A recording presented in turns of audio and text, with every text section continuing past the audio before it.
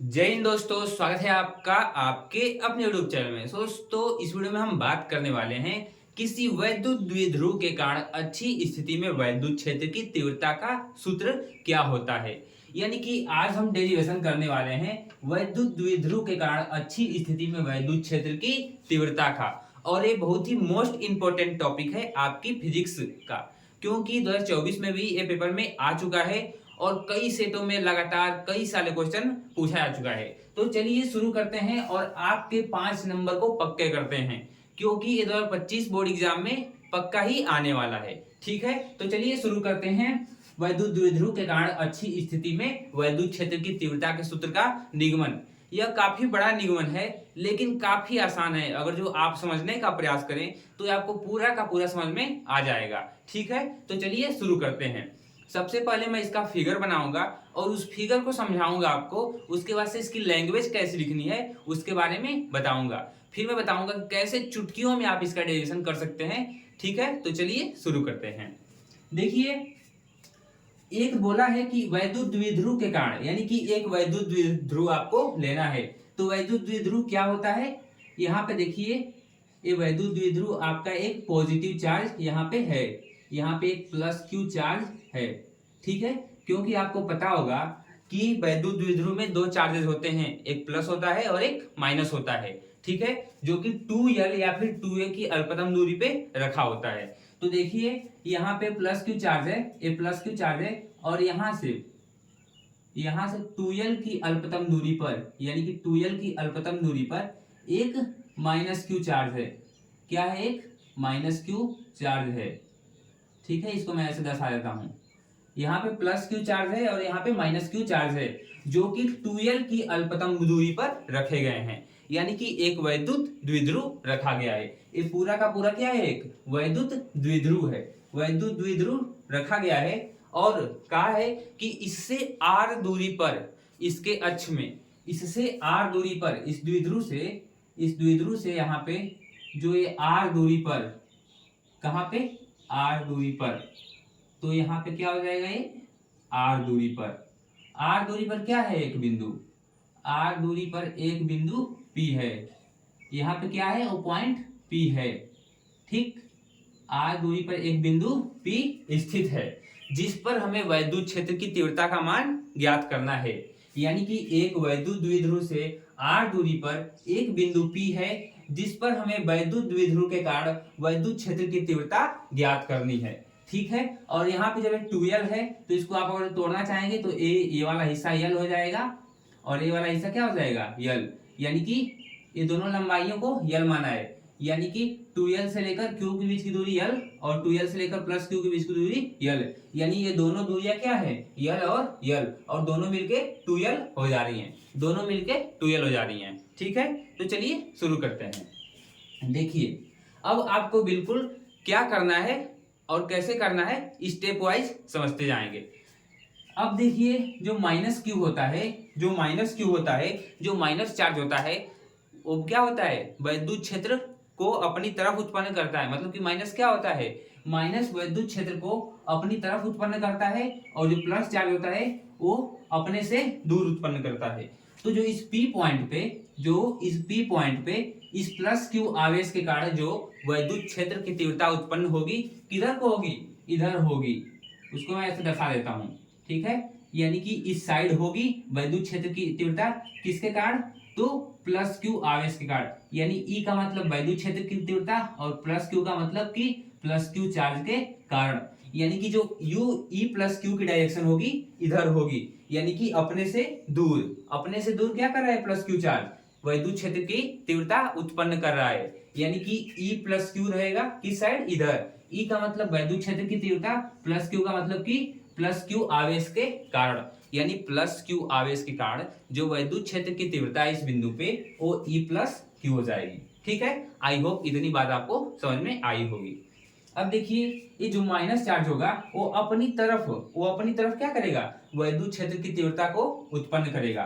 तो इधर साइड में क्या हो जाएगा? ये E माइनस क्यू, यानी कि माइनस क्यू आवेश के कारण वैद्युत क्षेत्र की तीव्रता, ये प्लस क्यू आवेश के कारण इधर, मतलब कि अपने से विपरीत दिशा में, और माइनस अपनी तरफ उत्पन्न कर रहा है, यानी दोनों ये वैद्युत क्षेत्र की, जैसे कि ये दोनों जो आवेश हैं ये वैद्युत क्षेत्र की तीव्रताएं उत्पन्न कर रहे हैं इस P बिंदु पर। एक E प्लस क्यू कर रहा है और एक E माइनस क्यू। ये आपका चित्र यहाँ पे कंप्लीट हो जाता है।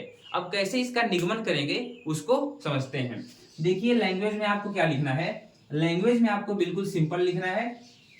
लैंग्वेज में आप लिखेंगे कि माना, या फिर लिखिए चित्रानुसार, माना लिखेंगे आप, माना चित्रानुसार, यानी कि चित्र के अनुसार, चित्रानुसार, माना चित्रानुसार,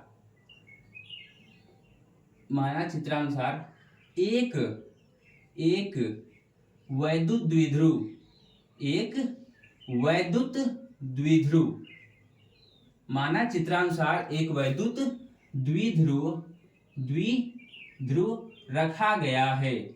माना चित्रानुसार एक वैद्युत द्विध्रुव रखा गया है। ठीक है, यहाँ पे क्या किया गया है, एक वैद्युत द्विध्रुव को रखा गया है। जैसे कि आप देख भी सकते हैं कि एक वैद्युत द्विध्रुव को रखा गया है, तो बिल्कुल यही लैंग्वेज लिखेंगे कि माना चित्रानुसार एक वैद्युत द्विध्रुव को रखा गया है तथा उसके अक्ष में, तथा उसके अक्ष में, तथा उसके अक्ष में, तथा उसके अक्ष में r दूरी पर, r दूरी, तथा उसके अक्ष में r दूरी पर, r दूरी पर एक बिंदु P, एक बिंदु P माना है। ठीक है, r दूरी पर एक बिंदु क्या किया है, P लिया है, या फिर माना है लिख सकते हैं, एक बिंदु P लिया है। और इसी बिंदु पर हमें वैद्युत क्षेत्र की तीव्रता ज्ञात करनी है, और इसी P बिंदु पर क्या करनी है, हमें वैद्युत क्षेत्र की तीव्रता ज्ञात करनी है। और लिख सकते हैं आप, इसी बिंदु पर, इसी बिंदु पर, इसी बिंदु पर क्या किया गया है, इसी बिंदु पर वैद्युत क्षेत्र की तीव्रता ज्ञात करनी है। इसी बिंदु पर वैद्युत क्षेत्र की तीव्रता ज्ञात,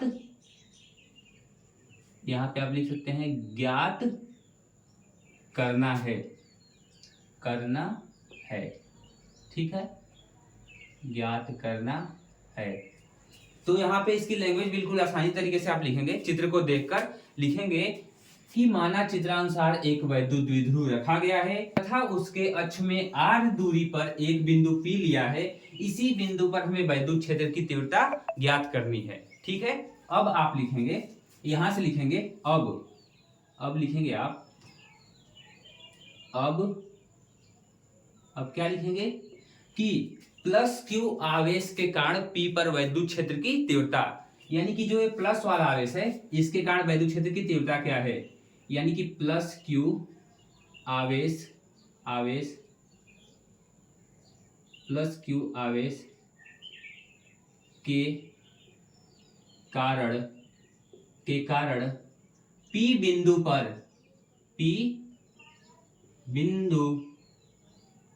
पर क्या, प्लस क्यू आवेश के कारण P बिंदु पर वैद्युत क्षेत्र की तीव्रता, वैद्युत क्षेत्र की तीव्रता। ठीक है, बिल्कुल आसान लैंग्वेज में लिखवा रहा हूं, किताबी भाषा का बिल्कुल प्रयोग नहीं किया हूं, बिल्कुल अपने लैंग्वेज में मैं इसको लिखवा रहा हूं। तो अब लिखेंगे कि प्लस क्यू आवेश के कारण P बिंदु पर वैद्युत क्षेत्र की तीव्रता क्या हो जाएगी, E प्लस क्यू। जैसे कि इस प्लस क्यू आवेश के कारण जो इस P बिंदु पर वैद्युत क्षेत्र की तीव्रता है उसका मान क्या है, E प्लस क्यू, यानी कि प्लस क्यू आवेश के कारण वैद्युत क्षेत्र की जो तीव्रता होगी आपकी वो क्या होगी, के क्यू अपान आर स्क्वायर। अब इसकी दूरी कैसे लेंगे आप, तो आप देख सकते हैं यहां से यहां तक की दूरी कितनी है, r है। यहां से मतलब कि 2l से p के बीच की दूरी r है, और इसमें इस दूरी को जब ऐड कर देते हैं तो क्यू आवेश की दूरी निकल जाएगी, यानी प्लस क्यू आवेश की दूरी निकल जाएगी। तो दूरी आर प्लस यल, यानी इस आर और इस यल को मिलाएंगे तो इस आवेश से पी बिंदु की दूरी निकल जाएगी। तो यहाँ पे लिखेंगे आप आर प्लस एल का स्क्वायर।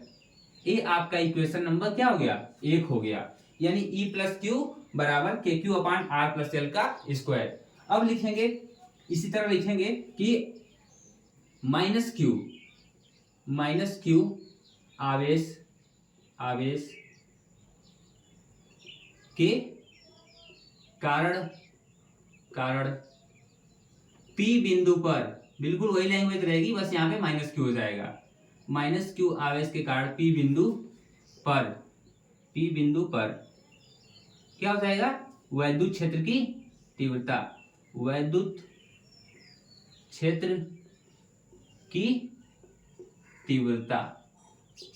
ठीक है, अब क्या हो जाएगा, तो यहाँ पे E माइनस क्यू, यानी कि माइनस क्यू आवेश के कारण, बहुत लोग आपको यहाँ पे E1 E2 लेते दिखेंगे, E1 कोई लेता है कोई E2 लेता है, लेकिन उससे डेरिवेशन बहुत ही क्रिटिकल हो जाता है समझने के लिए। आपको बिल्कुल ऐसे समझना है कि माइनस क्यू के कारण जो विद्युत क्षेत्र की तीव्रता उत्पन्न हो रही है, यानी कि E माइनस क्यू के कारण क्या हो जाएगा, के क्यू हो जाएगा आपका के क्यू अपान, अब यहाँ पे दूरी कितनी है, तो ये पूरी दूरी r है, और इसमें से हम यल दूरी को निकाल दें तो इस माइनस क्यू के कारण पता चल जाएगा। ठीक है ना, ये पूरी दूरी r है, इसमें से अगर हम यल को निकाल दें तो क्यू आवेश की p बिंदु से दूरी हमें पता चल जाएगी, यानी कि हम बोल सकते हैं कि r माइनस यल का स्क्वायर, ये क्या हो जाएगा, r माइनस यल का स्क्वायर, यानी कि q आवेश से दूरी कितनी है, माइनस क्यू आवेश से, तो r माइनस एल। ठीक है, ये समीकरण नंबर आपका 2 हो गया। ठीक है, ये समीकरण नंबर आपका 2 हो गया। इन दोनों इक्वेशंस को बिल्कुल आराम से देखिए और समझिए। ठीक है, तब तक आप देखिए इसको और समझिए। ठीक है, इतना आई होप आपको समझ में आ गया होगा। चलिए इसके अब आगे करते हैं। आगे देखिए, अब ई नेट का मान क्या हो जाएगा, यानी कि इन दोनों आवेशों का जो विद्युत क्षेत्र की तीव्रता होगी, जो दोनों आवेशों का मिक्स करेंगे, यानी कि ई नेट बराबर क्या हो जाएगा, आप लिख सकते हैं समीकरण 1 व 2 से, समीकरण 1 व 2 से क्या हो जाएगा, E net is equal to E net, यानी विद्युत क्षेत्र की नेट विद्युत क्षेत्र की तीव्रता, यानी अब इन दोनों के कारण क्या हो जाएगा, ई नेट क्या हो जाएगा इसमें से, तो ई कौन बड़ा है, तो ई माइनस क्यू, क्योंकि ई माइनस क्यू पास है, तो E minus Q minus E plus Q, E minus Q E plus Q, ये आपका ई नेट का सूत्र हो जाएगा। ये आपका बिल्कुल आप ध्यान से देखिए, ई नेट जो होगा इस पे, यानी जो इस पर नेट विद्युत क्षेत्र की तीव्रता होगी, ई माइनस क्यू, यानी इसमें से इसको आप घटा देते हैं तो आपकी विद्युत क्षेत्र की तीव्रता निकल जाएगी, यानी जो ई नेट का मान है वो निकल जाएगा। चलिए इसके आगे करते हैं। इसके आगे करने के लिए अब क्या करेंगे, ई बराबर लिखेंगे, यानी ई नेट यहाँ पे है, ई नेट इज इक्वल टू, यहाँ पे आप लिखेंगे ई नेट इज इक्वल टू क्या हो जाएगा, के क्यू अपान आर माइनस यल का स्क्वायर, माइनस क्या हो जाएगा, प्लस वाला है। देखिए ई माइनस क्यू का मान मैंने रख दिया, ई माइनस क्यू का मान मैंने रख दिया, अब यहाँ पे ई प्लस क्यू का मान रख रहे हैं, तो K Q upon R plus L का square, K Q upon R plus L का स्क्वायर। ठीक है, तो यहां तक आपको समझ में आ गया होगा, आई होप। ठीक है, अब इसके आगे एक स्टेप मैं लिखता हूं, ई नेट बराबर कितना हो जाएगा, ई नेट को आप डायरेक्ट ई बोल सकते हैं, ई हो जाएगा आपका, के क्यू को आप कॉमन ले लीजिए, इसमें से दोनों में के क्यू है, इसमें भी के क्यू है, इसमें भी के क्यू है, तो के क्यू को आप कॉमन ले लीजिए। के का मतलब यहाँ पे 1/4 पाई एप्सिलॉन नॉट है, कई लोग 1/4 पाई एप्सिलॉन नॉट लिखेंगे, लेकिन मैं शॉर्ट फॉर्म में लिख रहा हूँ के क्यू, यानी कि के क्यू के मतलब के क्यू को आप कॉमन ले लेंगे तो यहाँ पे क्या बच जाएगा, 1/r माइनस एल का स्क्वायर, फिर माइनस में क्या बच जाएगा, 1/r प्लस एल का स्क्वायर, ये आपका पूरा का पूरा क्या होगा, ऐसे बच जाएगा। यानी कि यहां तक हो पा रहा है, इसका स्क्रीनशॉट ले लीजिए या फिर कॉपी में नोट डाउन कर लीजिए। इसके बाद मैं इसको इरेज करने वाला हूं, तभी तो इसके आगे मैं करूंगा, क्योंकि इस पे अब जगह नहीं बच रही है, तो जगह की शॉर्टेज की वजह से आप इसका स्क्रीनशॉट ले लीजिए या फिर अपनी कॉपी में नोट डाउन कर लीजिए। इसके आगे का स्टेप हम करते हैं, ठीक है। तो फटाक फटाक नोट कर लीजिए, ठीक है।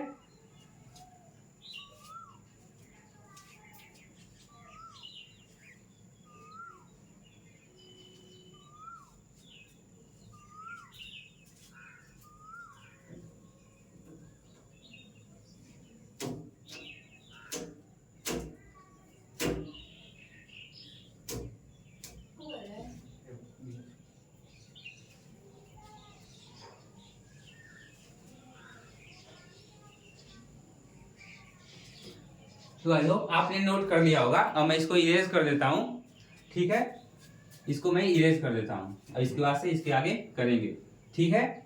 तो चलिए, यहां पे मैं सब कुछ इसमें क्या कर रहा हूं, इरेज कर दे रहा हूं। तो यहां से आपका ये क्या हो जाएगा, ये सब मैंने चित्र वगैरह इरेज कर दिया यहाँ पे।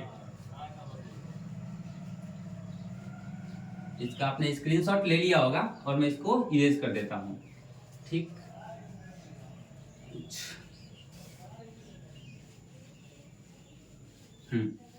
तो यहाँ पे देखिए, इसको मैं ऊपर कर देता हूं। आपका फाइनल आया था यहाँ पे ई बराबर आया था, के क्यू को आपने कॉमन ले लिया था, बचा था आपका 1/r माइनस एल का whole square minus 1/r plus L का होल स्क्वायर, ये आपका बचा था, ठीक है। चलिए अब इसके आगे करते हैं, इसको मैं इरेज कर दे रहा हूं। यहाँ पे फाइनल आपका इतना आया था, इसके आगे का स्टेप क्या करते हैं, हम हल करते हैं, ठीक है। अब देखिए, यहाँ पे सिंपल इसी को आपको हल कर देना है और आपका निकल जाएगा। कैसे, देखिए, ई करेंगे यहाँ पे आप फिर से बराबर के क्यू को आपने कॉमन निकाला है और इसके आगे को मतलब कि इसके आगे के प्रोसेस को करेंगे। इसका मल्टीप्लाई हो जाएगा ऊपर, तो यहाँ पे तिर्यक गुणा कर दीजिए, तो इसका गुणा इसमें हो जाएगा, इसका गुणा क्या हो जाएगा, इसमें हो जाएगा एक में, तो ऊपर आ जाएगा r प्लस एल का होल स्क्वायर, ठीक है। माइनस इधर चला जाएगा तो r माइनस एल का होल स्क्वायर, ठीक है।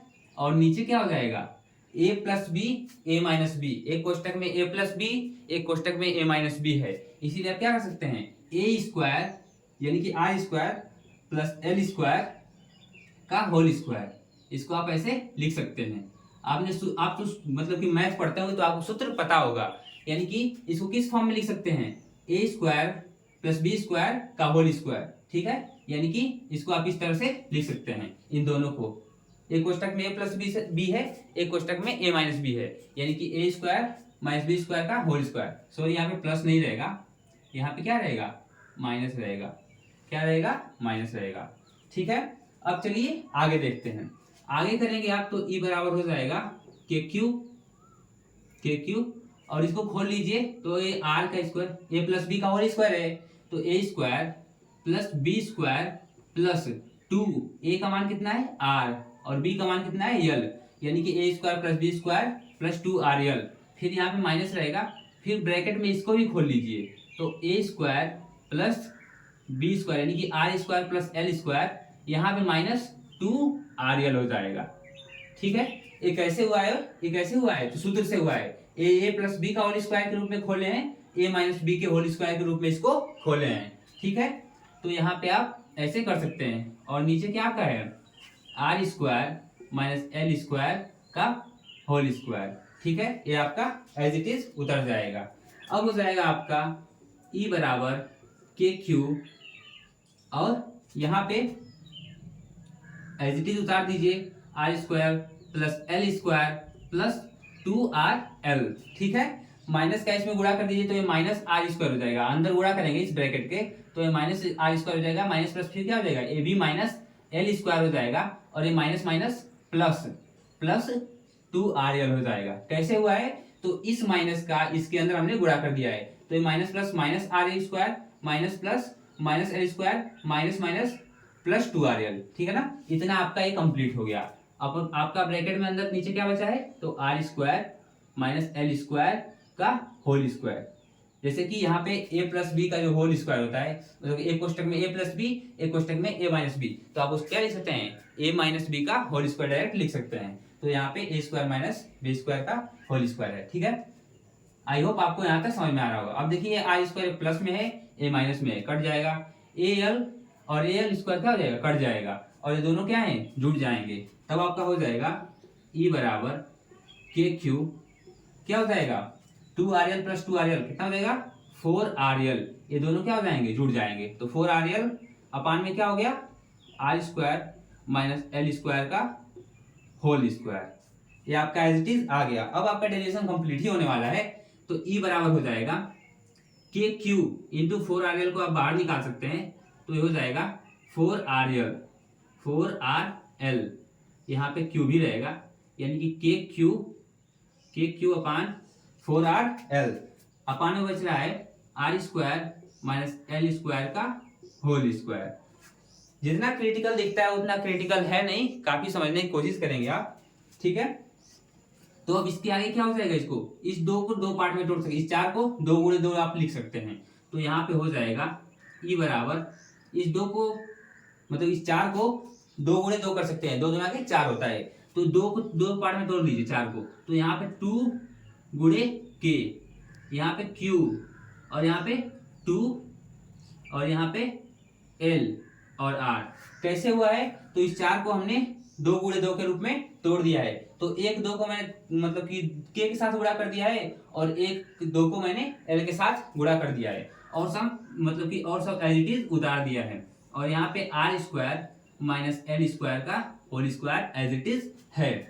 ठीक है, अब यहाँ पे आप Q इंटू 2L को क्या लिख सकते हैं, मैंने आपको द्विध्रुव आघूर्ण में बताया था कि Q इंटू 2L को आप क्या लिख सकते हैं। तो ये द्विध्रुव के द्विध्रुव आघूर्ण की मतलब क्या है, द्विध्रुव के द्विध्रुव आघूर्ण का सूत्र होता है, यानी आप इसको P लिख सकते हैं। क्या लिख सकते हैं, P लिख सकते हैं।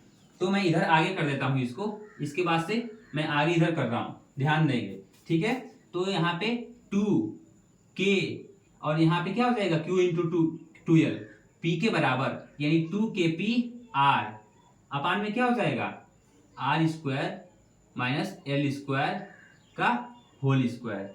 ठीक है, अब इसके आगे आप कह सकते हैं, इसके आगे आप कह सकते हैं, इसके आगे कहाँ करूं मैं, इसके आगे मैं इधर कर देता हूं, इसके आगे मैं यहाँ पे कर रहा हूं, इसके आगे, इसके बाद मैं यहाँ पे कर रहा हूं, थोड़ा सा ध्यान देंगे। ठीक है, तो यहाँ पे 2KP अपान आर आया था, और यहाँ पे आया था आपका R square minus L square का होल स्क्वायर।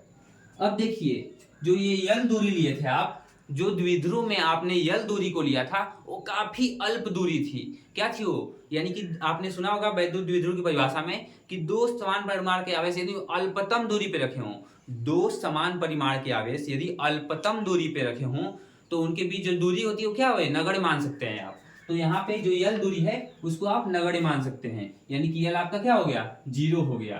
तो यहाँ से आपका हो जाएगा 2KP R upon R square का होल स्क्वायर। इस यल को मैंने गायब कर दिया, क्यों गायब कर दिया, क्योंकि ये काफी अल्पतम दूरी है, जिसकी वजह से क्या हो जाएगा, 0 हो जाएगा। तो आपका सूत्र यहाँ पे आ गया। अब देखिए ई बराबर में ई है, आगे आप समझते रहेंगे, या मैं इधर ई लिख देता हूँ, बराबर में ई रहेगा, आपका ई रहेगा ऐसे। ठीक है, अब यहाँ पे आप ई बराबर लिख सकते हैं 2KP R अपान आर के पावर 4। कैसे हुआ है, तो 2 दुना के 4, आर के पावर 4 आ गया, और इस 4 से और ये 4 आ रहे हैं और 1 आ रहे हैं, तो 1 आर यहाँ पे कट जाएगा, 1 आर यहाँ पे क्या हो जाएगा, आपका कट जाएगा। तब ई बराबर आ जाएगा 2KP अपान आर क्यूब, यहाँ से 1 आर निकल गया, इसीलिए आप क्या हो गया, आर क्यूब हो गया है। ठीक है, तो 2KP अपान आर क्यूब। अच्छी स्थिति में वैद्युत क्षेत्र की तीव्रता का जो सूत्र होता है वो होता है 2KP upon R cube, 2KP upon R cube. यहीं पे आपका निबंध कंप्लीट होता है। कहाँ आपको नहीं समझ में आया आप कमेंट करके जरूर बताएंगे। और ये काफी क्रिटिकल डेरिवेशन लगता है, लेकिन इसमें आपका a प्लस बी का whole square, a minus B का होल स्क्वायर, यही सारी चीजों की जरूरत पड़ती है। और यहाँ पे फाइनली आपका E बराबर 2KP अपान आर क्यूब आ गया, और यही वैद्युत द्विध्रुव के कारण अच्छी स्थिति में वैद्युत क्षेत्र की तीव्रता का सूत्र होता है। तो वीडियो आपको कैसी लगी जरूर कमेंट करेंगे। मिलते हैं नेक्स्ट वीडियो में नेक्स्ट डेरिवेशन के साथ। ये काफी कॉम्प्लिकेटेड लग रहा होगा, लेकिन आप वीडियो को रिवाइंड करके फिर से देखेंगे तो आपको पूरा का पूरा समझ में आ जाएगा। ठीक है।